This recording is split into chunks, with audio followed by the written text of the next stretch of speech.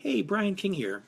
One thing that really irked me about when my oldest son Zach, who's now a high school graduate and starting college in about a week, holy cow, back when he was in middle school, his the administration of that school took a very laissez-faire, hands-off approach to bullying. If they did deal with it, it was, in my opinion, mostly for show. What they would do is they would call in the child who was bullied and the one doing bullying to basically come together with a social worker, agree to be friends, shake hands, and go about their day.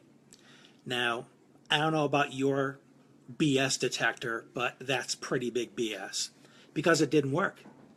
If anything, the bully would go and complain to his friends about how this kid got him in trouble, and then his friends would join in too.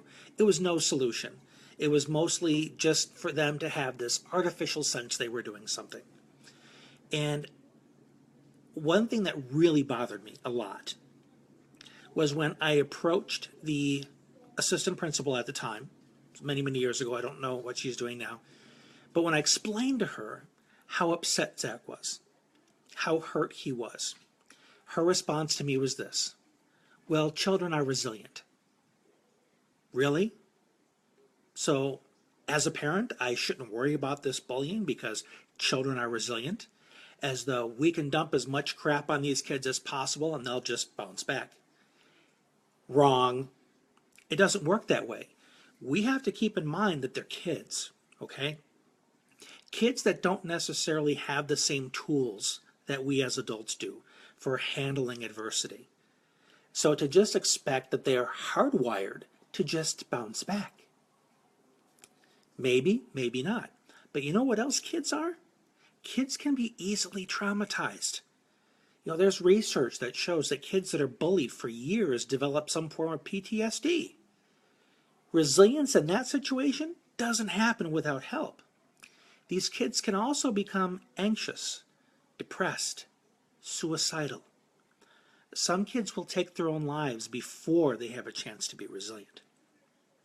So to just say and declare children are resilient, so we can just sit back and let them be resilient, that to me is the most colossal, despicable abdication of responsibility that many administrators have. The belief that it's on you, child, because you're resilient. It's on you to bounce back.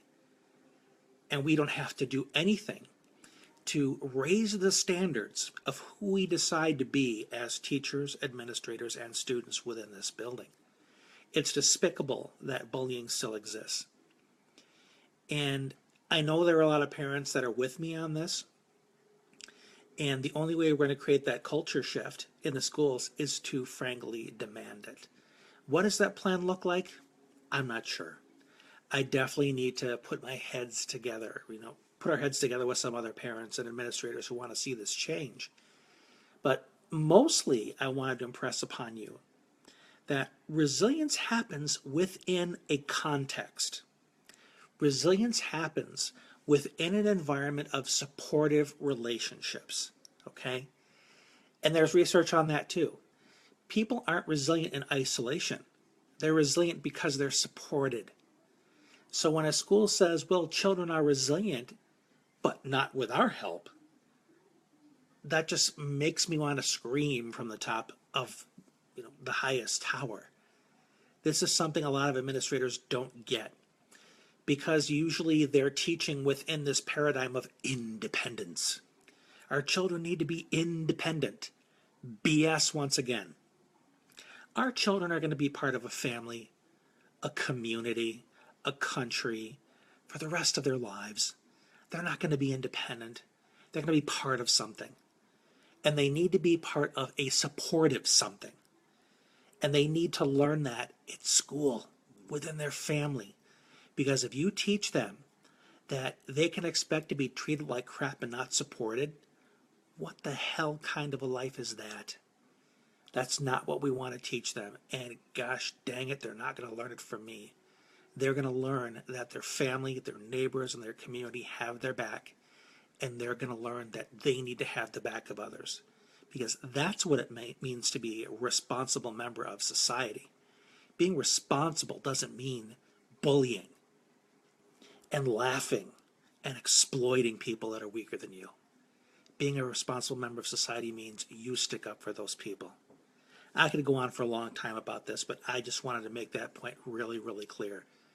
Our kids can be resilient, but not without us. I hope this has been helpful. Have an awesome day.